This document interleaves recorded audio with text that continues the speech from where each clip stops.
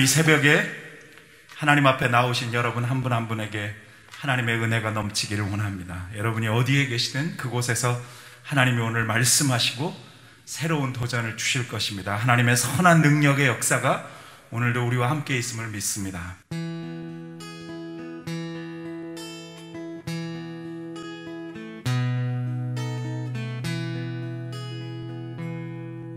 그 선한 힘에 고요히 감사여 그 놀라운 평화를 누리며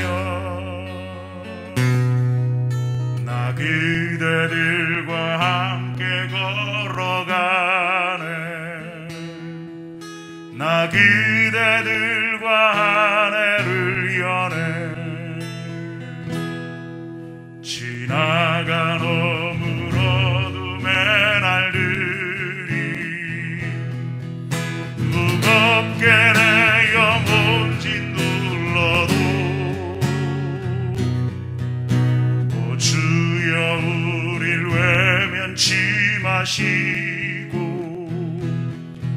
이 약속의 구원을 이루소서. 그 선한 힘이 우릴 감싸시니 믿음으로 일어날 일 기대하네. 주 언제나 우리와 함께 계셔. 하루 또 하루가 늘 새로워. 지나간 어물 어둠의 날들이 어둠을 헤치고 타오르네. 그 빛에 우리 모두 하나 되어 온 누리에 비추게 하소서. 그 선한 힘이 우릴 감싸시니 믿음으로 일어날 일 기대하네. 주 언제나 우리와 함께 계셔.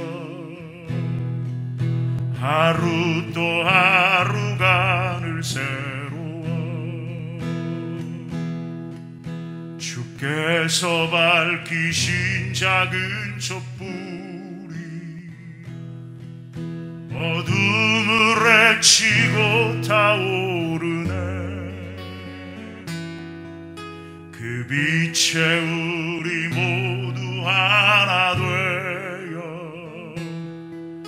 온 누리에 비추게 하소서. 그 선한 힘이 우릴 감싸시니 믿음으로 일어날 일 기대하네. 주 언제나 우리와 함께 계셔. 하루 또 하루가 늘 새로워. 이 고요함이 깊이 번져갈 때 저 가슴 벅찬 노래 들리네. 다시 하나가 되게 이끄소서. 당신의 빛이 빛나는 이 밤 그 선한 힘이 우릴 감싸시니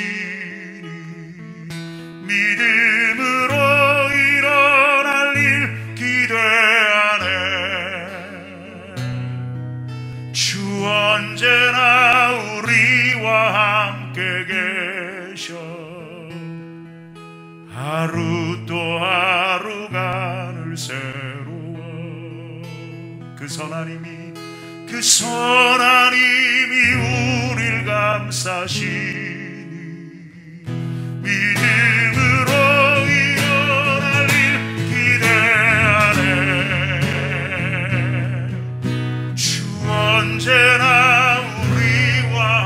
함께 계셔.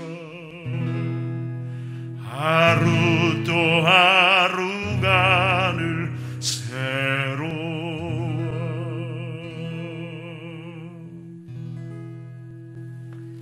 하나님 아버지, 오늘 이 새벽도 하나님 앞에 머리를 숙이며 나아갈 수 있도록 인도하신 것을 감사합니다. 2021년을 우리 가운데 새롭게 허락하신 하나님 아버지, 우리가 다른 것으로 사는 것이 아니라 오직 하나님의 능력, 하나님의 그 선한 힘으로 하나님 우리가 살아갈 수 있도록 인도하여 주시옵소서. 이번 특별 새벽 기도 이 기간 동안 하나님의 음성에도 귀를 기울이기를 간절히 소원합니다.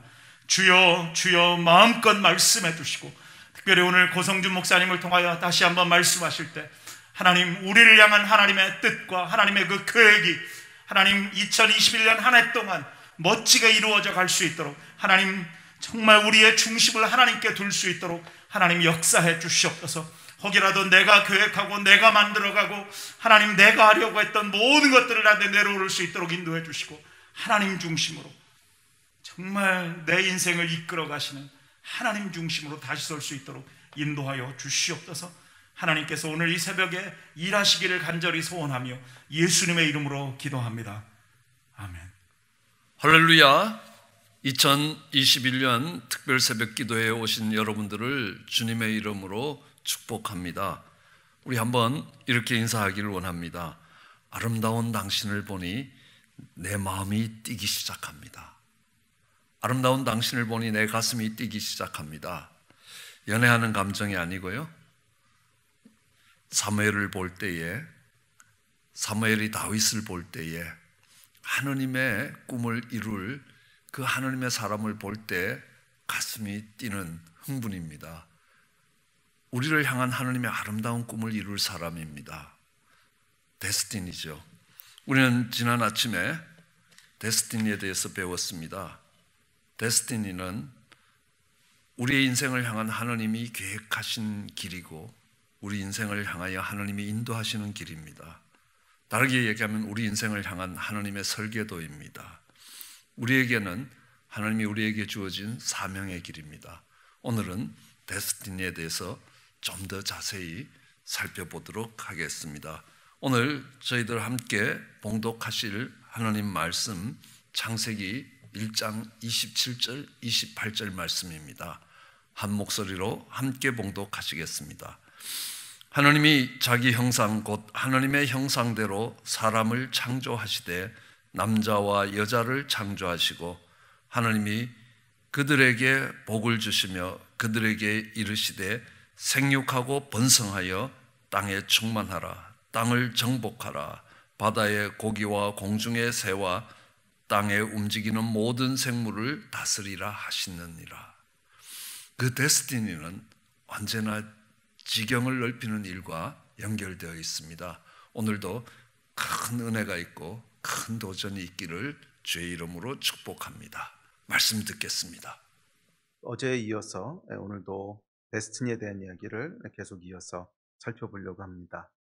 특별히 여러분, 올해 여러분 교회가 또 놓고 기도하시는 말씀이 지경을 넓히라 하는 말씀이라고 제가 들었습니다. 지경을 넓히는 것은 여러분, 우리 모든 하나님의 백성에게 주어진 데스티니라고 믿습니다. 왜냐하면 창세기에서 하나님께서 1장 26절에 땅의 모든 것을 다스리라고 말씀하시죠. 이걸 우리가 문화명령이라고 부르는데, 또 신약에 보면 마태복음에서 모든 민족으로 제자를 삼으라 하는 이제 선교명령, 지상명령을 주시죠.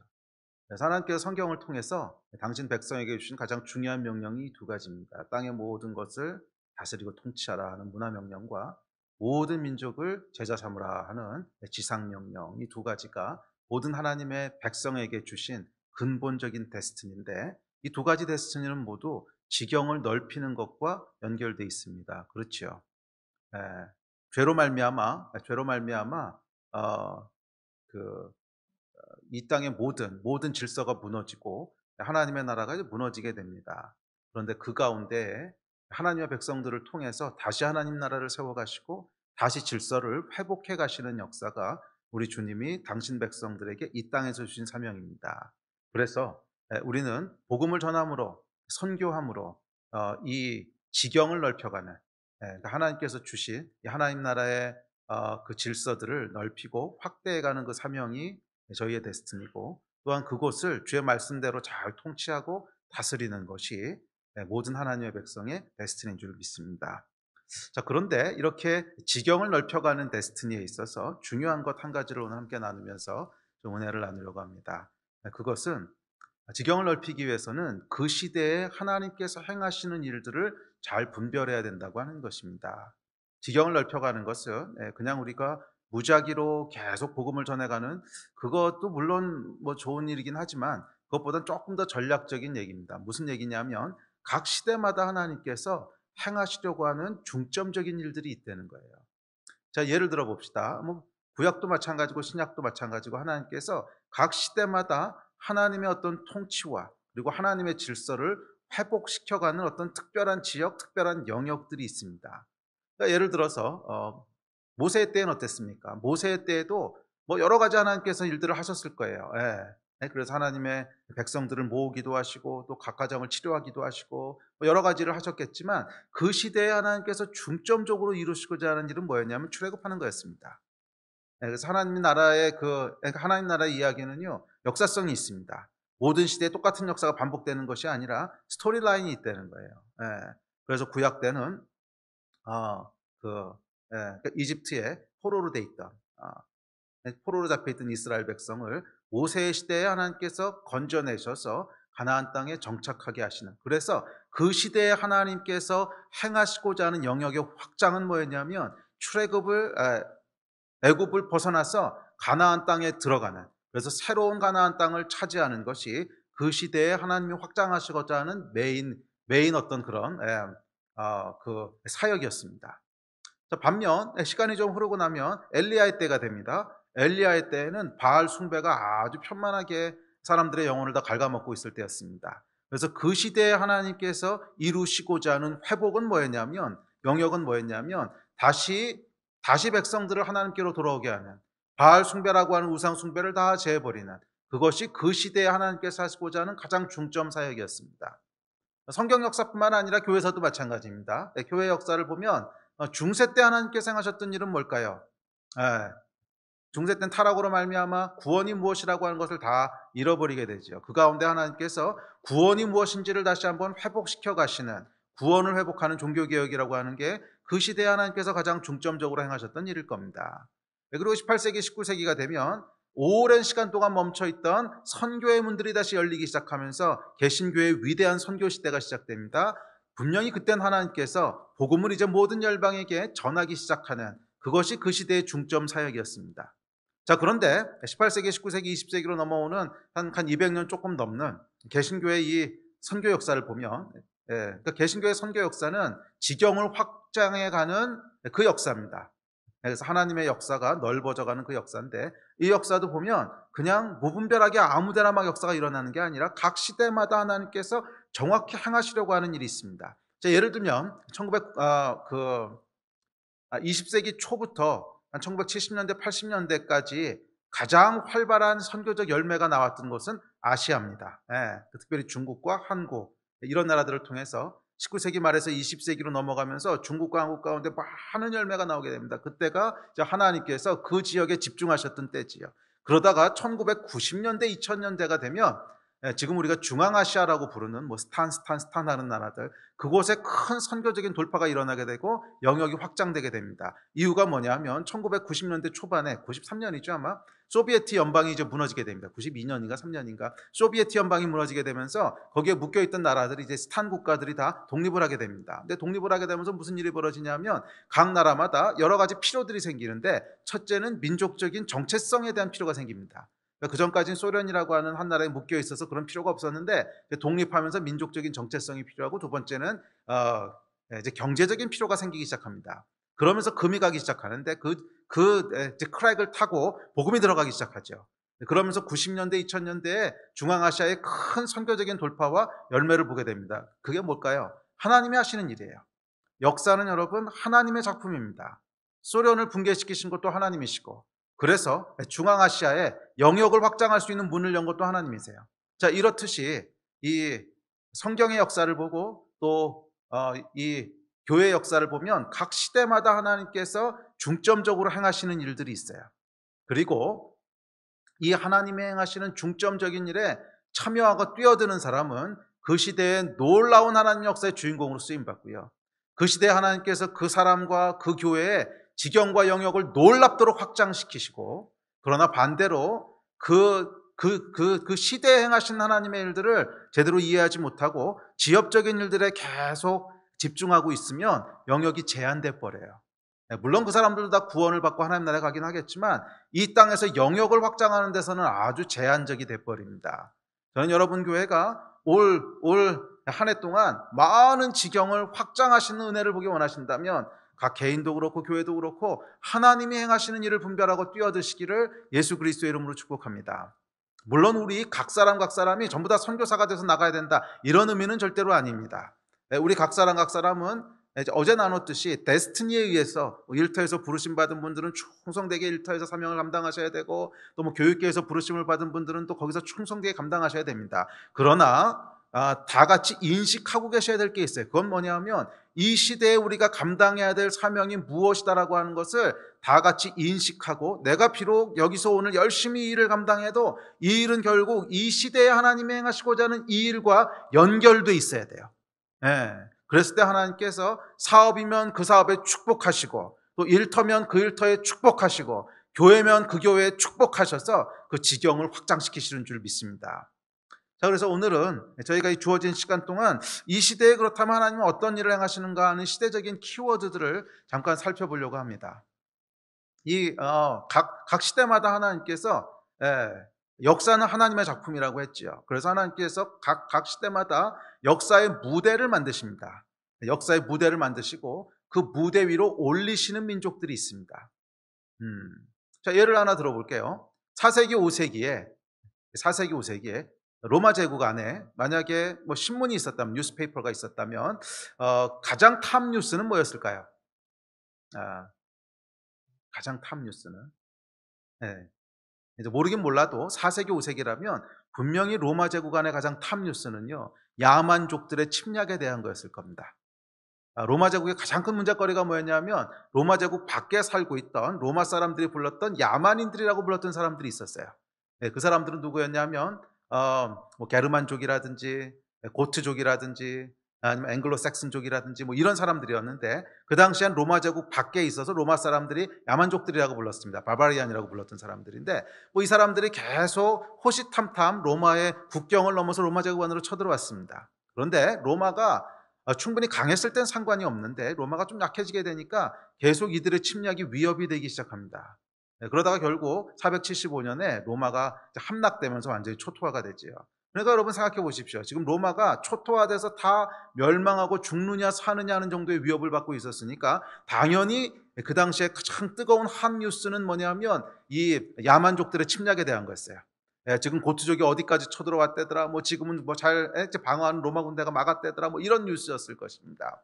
자, 그런데 어찌됐든지 간에 475년에 결국 로마가 함락되고 이 야만족들이 로마 제국 안에 들어와서 그 로마 제국의 새로운 거주민들이 됩니다. 그것이 유럽이죠. 그래서 이들이 새로운 유러피안들이 되는데, 그들이 누구냐면 지금 우리가 알고 있는 유러피안들이에요. 게르만족은 독일 사람이 되고, 앵글로색슨족은 영국 사람이 되고, 뭐 고트족은 프랑스하고 스페인 쪽에 퍼져 살게 되고, 그러니까 지금의 유러피안들이 그때 이제 유럽 안으로 들어오게 됩니다. 그리고 흥미로운 것은 딱 100년이 지나고 나면 이들이 다 예수 믿는 사람이 됐다는 거예요. 똑같은 일이 한 번 더 재현됩니다. 8세기 이제 신성 로마 제국 시대인데, 그때도 탑 뉴스가 있다면 뭐였을까요? 그때는 여러분 바이킹이라고 하는 해적에 대한 뉴스가 가장 탑 뉴스였습니다. 그 북유럽에 살고 있던 바이킹이라고 하는 해적들이 끊임없이 로마 제국 안으로, 유럽 안으로, 신성 로마 제국 안으로 침입해 들어오기 시작합니다. 큰 위협이 됐습니다. 그리고 결국 이들에 의해서 로마가 또 한번 초토화되죠. 유럽이 초토화됩니다. 그리고 이들이 다시 유럽에 편입되면서 유럽 안에 거주하게 됩니다. 그리고 나서 100년이 지나고 나면 이들이 다 크리스찬이 됩니다.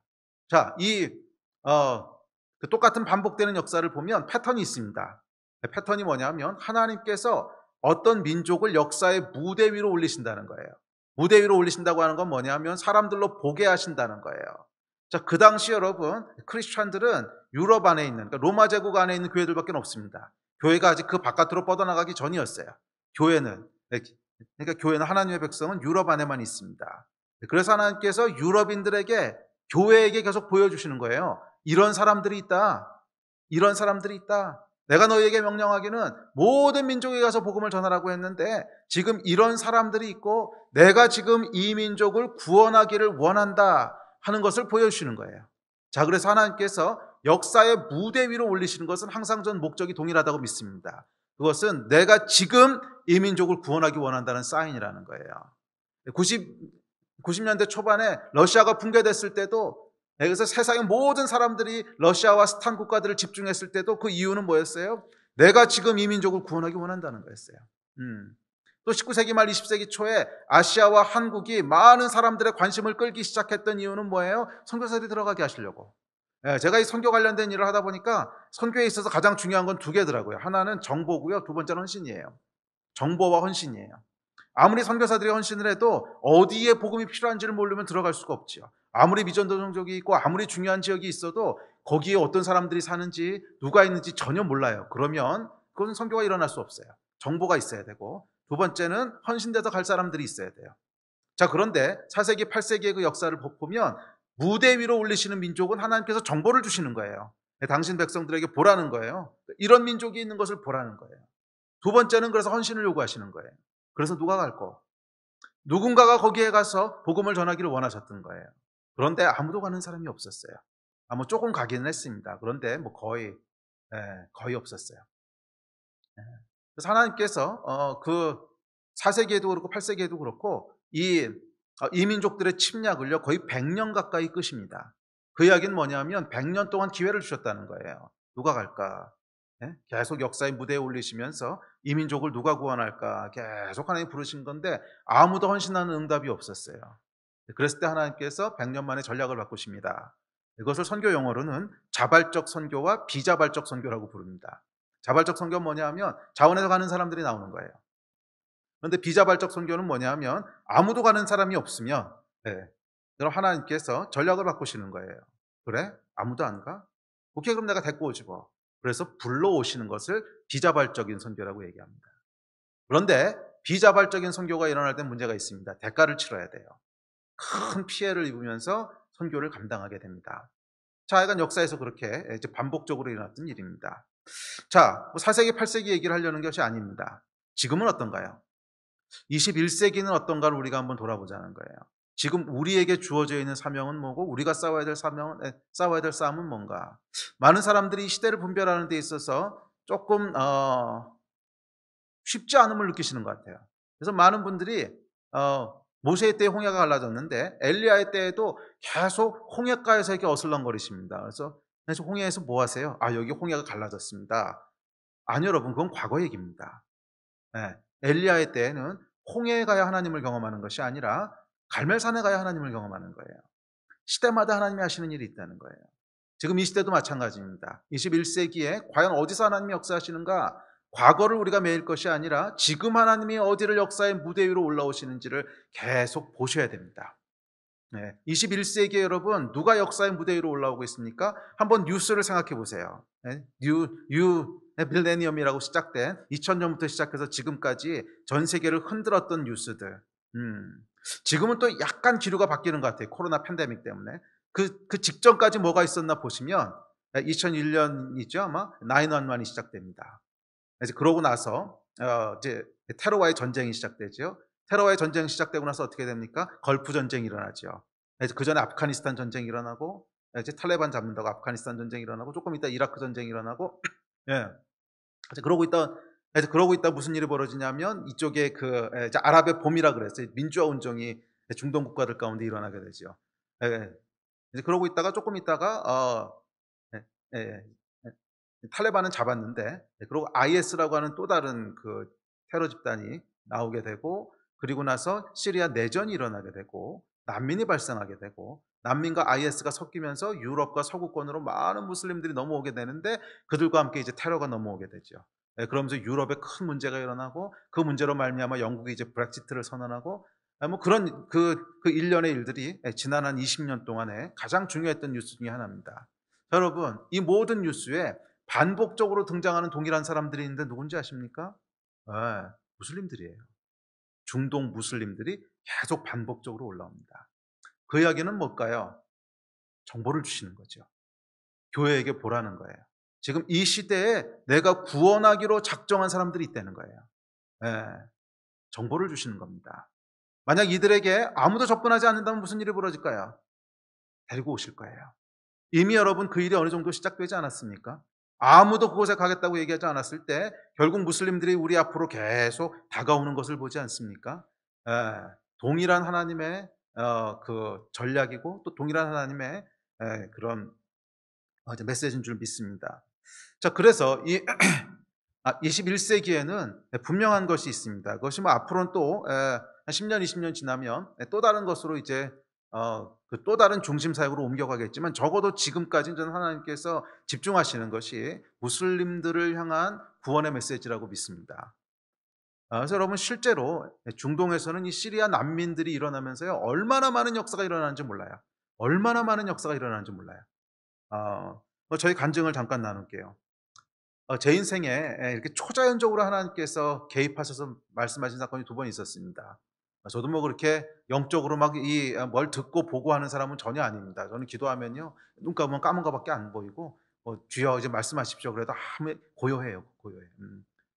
저는 뭐 장로교에서 성경 공부와 또 제자 훈련과 이런 거로 큰 사람이지 뭐 성령 운동하고는 진짜 관계없이 큰 사람이었는데 그럼에도 불구하고 하나님께서 정말 중요한 순간에 2번 저한테 말씀을 하셨는데 한 번이 제가 목회를 시작할 때 어저께였고 2번째가 뭐였냐면 이 중동으로 진출할 때였습니다. 한 2005년도였던 것으로 기억하는데 제가 기도하러 이제 기도원에 들어가 있었어요. 하나님께서 기도하라는 마음을 주셔서 한 달 정도를 떼서 제가 기도원에 가서 기도하고 있을 때였는데 근데 하나님께서 저에게 특별한 말씀을 하셨어요. 그 말씀이 뭐였냐면 너의 유업은 비록 너희 교회가 한국에 있지만 너의 유업은 무슬림들이라고 하는 말씀을 주셨어요. 그때 이제 영어로 말씀하셨는데 Even though your church is in Korea, your inheritance is Muslim. 그 말씀을 듣고 사실 그게 무슨 얘기인지를 잘 몰랐어요. 근데 몰랐는데 너무나 하나님께서 명확하게 말씀을 하셔서 제 안에 굉장히 이렇게 당황스러운 게 좀 있었어요. 이게 도대체 뭐지? 그래서 제가 하나님 앞에 이렇게 기도를 했어요. 하나님, 제가 지금 굉장히 혼란스럽습니다. 제가 뭐 이런 경험이 없어서 이게 뭔지 잘 모르겠는데 진짜 하나님이 하시는 말씀이라면 저에게 좀 컨펌을 해주십시오. 컨펌이 필요한데 제가 내일 모레 이제 제가 아는 어떤 선교사님을 통해서 중국 목사님 한 분을 이제 만나도록 되어 있는데 영어를 잘하시는 분이었어요. 근데 중국 목사님 한 분을 만나도록 되어 있는데 그분을 통해서 이걸 좀 컨펌해 주십시오. 이제 그러고는 이틀 뒤에 그 중국 목사님을 만나서 식사하고 교제하고 했습니다. 근데 이분도 이제 선교 쪽 일을 하시는 분이었는데 그래서 2시간 동안 이제 잘 이제 교제를 하고 가려고 그래서 기도하고 갑시다. 그래서 중국 목사님과 같이 기도합시다. 그럼 제 손을 이렇게 붙잡고 기도를 시작하셨는데 정말 놀랍게도 뭐라 그러셨냐면요. Lord, even though his church is in Korea, his inheritance is Muslim. 정확히 그 말씀을 하시고 사실은 제가 그 전날, 그 전전날과 하나님께서 말씀하실 때 그건 말고도 몇 가지 말씀을 더 하셨어요. 근데 지금 뭐 그건 나눌 시간이 없는데 그 말씀을 정말 단어 하나 안 틀리게 똑같이 반복하셨어요. 그 얘기를 듣는데 제 머릿속에 정말 하얘지는 것 같았어요. 이거 하나님이시구나. 이거 하나님이시구나. 그래서 저희가 2006년도에 처음으로 중동으로 이제 선교사들을 파송하기 시작했습니다. 뭐 그전에도 다른 지역으로 선교사들은 보냈었는데 2006년에 처음으로 선교사들을 이제 중동으로 보내기 시작했습니다. 처음에 레바논으로 들여보내고 그리고 몇 년 있다가 시리아로 들여보내고 이렇게 팀들을 이제 장기 선교사들을 보내기 시작했습니다. 근데 시리아로 이제 그러고 2006년도였는데 그래서 중동으로 들어가려고 저희가 단기팀을 먼저 한번 들여보내봤어요. 중동이라는 데 한 번도 가본 적이 없으니까 그곳이 어떤 건지 땅이라도 좀 밟아보자. 그래서 그때 대학생하고 청년들이 레바논에 들어가게 됐습니다. 근데 레바논에 들어가서 처음으로 레바논을 방문한 거죠. 현지에 있는 교회 하나가 저희를 이제 호스트를 해줬습니다. 그래서 들어갔는데 이 친구들이 이제 그 대학생들이 이제 오전에는 교회에 모여서 열심히 기도하고 오후에는 이제 나가서 뭐 좀 사역할 거 하고 이렇게 하고 있었는데, 어느 날 이제 오전에 기도를 하는데 계속 하나님이 어떤 감동을 주시냐면 이제 무슬림이 사는 마을에 들어가라고 하는 감동을 주신 거예요. 그래서 대학생 끌고 들어갔던 전도사가 이제 그 현지교회 목사님한테 말했습니다.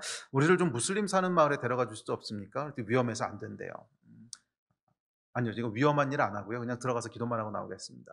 그래서 간신히 허락을 받아서 한 4명 정도가 이제 팀을 이뤄서 현지인 그 이제 크리스천들 한 서너 명이랑 같이 트리폴리라고 하는 이제 무슬림들만 사는 마을에 들어가게 됐습니다.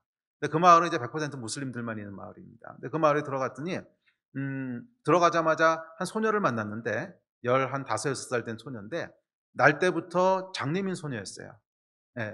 근데 아예 까만 눈동자가 없어요. 그냥 하얀 눈동자밖에 없는 그런 소녀였습니다.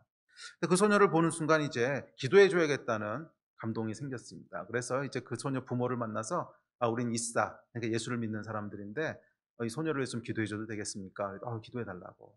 그래서 기도를 시작했습니다. 그 자리에서 3시간을 기도했어요. 그 이야기는 좀 긴 얘기가 있는데 짧게 하면 3시간을 기도했는데 이 놀라운 일이 벌어졌습니다. 눈동자가 생긴 거예요. 흰색으로 아무것도 없는 눈동자에 까만색이 돌기 시작하더니 이 소녀가 보기 시작했습니다. 놀라운 일이 벌어진 거예요. 마을이 난리가 났습니다. 그렇겠죠. 16년 동안 눈동자 없이 살아오던 여자애가 갑자기 눈동자가 생기고 보니까 부모가 난리가 났습니다. 그래서 함께 갔던 그 현지인 크리스천들이 그 자리에서 마을 사람들을 모아놓고 복음을 전했는데 그날 42명이 예수를 믿었어요. 한 명도 예수 믿는 사람이 없었는데. 그리고 교회에서 이제 헌신을 해서 이렇게 하나님이 역사하시는 거 보니까 우리가 교회를 세우겠습니다. 그래서 그곳에 이제 조그맣게 개척교회를 시작했고 한 6개월 뒤에 전화 걸어보니까 한 7, 80명이 예수를 믿고 있는. 근데 이것이 저희한테는 사인이었어요. 주님께서 지금 중동에 구원의 역사를 행하시는구나. 구원의 역사를 행하시는구나. 그래서 선교사들을 들어보내기 시작했고 지금은 굉장히 많은 선교사들이 그곳에서 섬기고 있습니다. 이집트에도 있고 요르단에도 레바논에도 뭐 여러 군데서 약간 터키에도 여러 군데서 약간 섬기고 있습니다. 섬기고 있는데 이제 그러다 두 번째로 이제 들어보냈던 선교사들이 시리아로 들어갔습니다. 시리아로 선교사들이 들어갔는데 들어가고 나서 이제 말 좀 배우고 적응할 만하니까 시리아 내전이 벌어진 거예요. 2011년도에. 그래서 이 친구들이 거기 있을 수 없으니까 난민들하고 섞여서 요르단으로 이제 넘어오게 됐습니다. 넘어와서 보니까 뭐 시리아 사람들이 고향 사람들 같잖아요. 함께 있던 분들이니까 자연스럽게 섬기기 시작했습니다. 그래서 뭐 집도 구해주고 먹을 것도 좀 갖다 주고 이렇게 섬기기 시작했는데 뭐 요르단에 넘어오니까요. 시리아 사람들은 완전히 찬밥입니다. 아무도 관심 갖지 않고요. 그냥 귀찮아만 합니다. 그래서 조심스럽게 이제 섬기면서 뭐 조심스럽게 예수를 전하기 시작했는데 놀라운 일이 벌어집니다. 너무 쉽게 예수를 믿는 거예요. 아니 시리아에서는 정말 한 명도 예수 믿는 사람이 없었는데 똑같은 사람들인데 요르단의 난민으로 넘어오게 되니까 복음을 전하면 너무 쉽게 예수를 믿는 거예요. 1명, 2명, 10명, 20명 계속 예수 믿는 사람이 들어갔습니다. 근데 저희만 그런 게 아니라 그 당시에 난민을 섬겼던 모든 단체들이 다 똑같은 경험을 했어요. 그래서 뭐라고 얘기하기 시작했냐면 중동의 추수가 시작됐다고. 놀라운 일이 벌어졌습니다. 그게 한 2013년, 14년, 15년도까지 놀랍게 일어났던 중동의 추수에 대한 얘기고 지금까지 이어지고 있습니다. 중동에서 여러분 어느 정도의 추수가 일어나냐면요. 요르단 얘기입니다. 요르단에 현지인 목사님 한 분 계십니다. 근데 이분이 그 난민들을 돌보셨어요. 시리아하고 이라크에서 넘어온 난민들을 돌보셨는데 한 4, 5년 정도 돌보셨는데 그 한 교회를 통해서 무슬림이었다가 예수 믿고 돌아온 사람이요 5만 명을 넘었습니다. 5만 명을 넘었어요. 한 교회를 통해서. 근데 이게 한 군데가 아니고 여러 군데 있었어요. 그래서 5만 명이라는 얘기를 듣고는 너무 안 믿어져가지고서 그 교회를 이제 직접 찾아갔습니다. 그래서 지금은 그 목사님이랑 굉장히 친한 친구가 됐는데, 그리고 제가 알게 된 게 있어요. 이 아랍 사람들에게 숫자는 그냥 감정일 뿐이에요.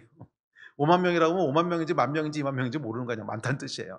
그 숫자 개념들이 워낙 없으세요. 그래서 정확히 5만 명인지 솔직히 잘 모르겠는데 적어도 수만 명인 건 분명하더라고요. 적어도 수만 명의 대종자가 나온 건 분명해요.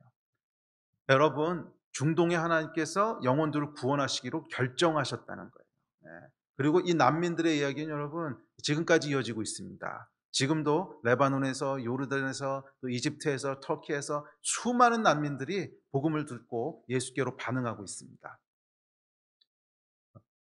저는 하나님께서 지금 이 지역을 리셋하기 원하신다라고 하는 감동이 있어요. 리셋하기 원하신다는.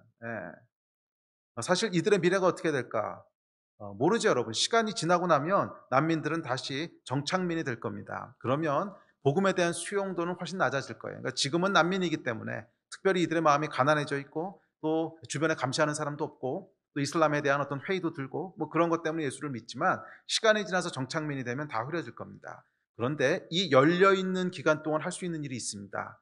그것은 아이들을 돌보는 거예요. 난민의 여러분 60% 이상이 고아들입니다. 그러니까 실제로 부모가 없든지 아니면 사회적 고아라고 해서 돌볼 수 있는 여력이 없는 거죠. 교육에 있어서도 완전히 배제되어 있습니다. 이 난민이 얼마나 많냐면요. 요르단의 원래 전체 인구가 600만인데 난민이 150만에서 200만이 들어왔습니다. 인류의 그 인구예요. 3분의 1이 난민으로 들어왔다고 생각해 보십시오. 레바논은 더 심각합니다. 원래 한 400에서 450만 되는데 200만 이상이 난민으로 들어왔습니다. 그러니까 이분들은요, 어떻게 그 나라에서도 감당이 안 되는 거예요. 물도 없고, 집도 없고, 교육의 기회에서도 다 배제되어 있습니다. 그냥 귀찮은 거예요. 그러니까 이 애들 학교도 못 다닙니다. 그래서 이들에게 뭐 대단한 학교가 아니라도 그냥 더하기 빼기라도 가르쳐주고 책 읽는 거라도 가르쳐주겠다 그러면 크리스찬인 걸 알면서도요, 정말 뭐 이렇게 정말 개미떼처럼 몰려와요. 정말 개미떼처럼 몰려와요. 이 아이들에게 여러분 복음을 전할 수 있는 문들이 활짝 열려 있습니다. 이때 우리가 이 아이들에게 복음으로 무언가 씨앗을 심을 수 있다면 한 세대 뒤에 이 아이들이 그 나라와 그 민족을 끌고 가는 리더십들이 될 수 있어요. 이 기회를 놓치지 말았으면 좋겠습니다. 제가 한 10몇 년 전에 이제 이라크 전쟁이 끝난 직후에 이라크에서 사역하던 미국 선교사님이 이메일로 편지를 이렇게 보내신 적이 있어요. 근데 그 편지를 제가 받았는데 그 편지의 내용이 뭐였냐면 이런 거였습니다. 전쟁이 끝나고 나니까 이라크의 고아가 300만 명 이상 생겼다는 거예요. 그런데 이 고아를 아무도 돌보지 않으면 이제 근본주의 이슬람들이 이 아이들을 키울 텐데 그러고 나면 10년 뒤에 이 아이들이 청소년이 됐을 때 전 세계에 테러를 일으키는 근본주의자 될 겁니다. 그 편지였어요. 근데 뭐 그 당시에는 제가 손 쓸 수 있는 일이 없었습니다. 왜냐하면 한국은 이라크에 들어가는 게 지금까지도 금지되어 있죠. 그리고 정확히 10년 뒤에 이라크 북부를 중심으로 IS가 시작된 것은 우연이 아니에요. IS가 시작될 수 있는 자양분들이 있었던 거예요. 고아들을 생각해 보십시오. 돈도 없어, 백도 없어, 미래도 없어. 근데 IS가 들어와서 비전을 제시해주고 먹여주고 재워주고 결혼시켜준다고 하니까 정말 엄청난 사람들이 반응한 겁니다. 자양분이 있는 거죠. 자, 그런데 여러분 지금 상황이 어떠냐면 난민이요, 여러분. 6,530만 명 정도의 난민이 있다고 지금 유엔에서 통계를 내고 있는데 그 중에 절반 이상이 아이들이에요. 3천만 명 이상의 고아들이 있습니다. 그때 10배예요. 그리고 지금은 이 아이들에게 전부 다 우리가 리치할 수 있는 곳에 있어요. 그러니까 이라크에 숨겨져 있는 것이 아니라 레바논, 요르단, 이집트, 터키에 있는데 얼마든지 우리가 들어가서 만날 수 있고 얼마든지 이 아이들을 사역할 수 있어요. 요르단 여러분 친미 국가입니다. 레바논은 공식적으로 기독교 국가입니다. 얼마든지 우리가 사역할 수 있고요.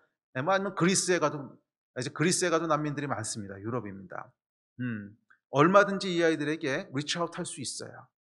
이들을 우리가 지금 돌보지 않는다면 앞으로 10년 뒤에 어떤 미래가 있을까? 이것은 여러분 기회인 동시에 또 위기이기도 합니다. 우리 하나님께서 역사의 무대에 그들을 올리시고 보이셨다면 우리에게 보여주시는 거라고 믿습니다. 우리가 이들에게 고아와 과부를 돌보라는 이 말씀에 순종해서 우리의 지경을 그들에게까지 넓힌다면 우리는 앞으로 10년 뒤에 전혀 다른 미래를 볼 수 있어요. 완전히 리셋된 미래를 볼 수 있을 텐데 그렇지 않고 아무도 움직이지 않고 반응하지 않는다면 300만 명의 고아들이 IS를 만들어서 전 세계를 뒤집어 놓았다면 그 10배 되는 아이들이 과연 무슨 일을 할까? 두려운 미래가 기다리고 있습니다. 올 한 해를 시작하면서 여러분들에게 기도하며 또한 이제 도전하기 원하는 것은 우리 하나님께서 이 시대에 하는 일들을 함께 합시다. 그 일들 가운데 어떤 식으로든 여러분 기도하시고 어떤 식으로든 참여하시고 어떤 식으로든 여러분의 지경을 넓히실 때 그 작은 기도와 작은 헌신들을 하나님 크게 쓰셔서 정말 생각하지 못했던 일들을 이루시고 정말 생각하지 못했던 지경을 확장케 하시고 그렇게 하실 줄 믿습니다. 이를 행하시는 분은 하나님이세요. 우리 능력과 상관없어요. 하나님이 하시는 파도를 올라타게 되면 파도의 힘으로 가는 것이지 우리의 힘으로 가는 게 아니에요.